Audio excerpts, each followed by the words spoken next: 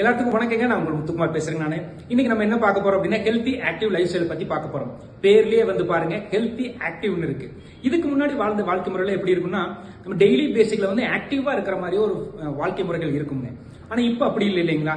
எல்லாமே remote, car, bike அந்த மாதிரி ஒரு செகண்டரியான லைஃப் ஸ்டைல வந்து நம்ம வாழ்ந்துட்டு இருக்கிறோம். ஆனா இந்த மாதிரி வாழ்றது வந்து ஆரோக்கியம் இல்லாம போகுது. அந்த காலத்துல வாழ்ந்தவங்க பாருங்க 100 வயசு வரைக்கும் நல்ல ஆரோக்கியமா இருந்தாங்க. சோ நம்மளும் இந்த மாதிரி 100 வயசு வரைக்கும் ஆரோக்கியமா இருக்கணும் அப்படின்னா டெய்லி பேசிக்ல ஹெல்த்தி ஆக்டிவ் லைஃப் ஸ்டைல் வந்து இருக்கணும்.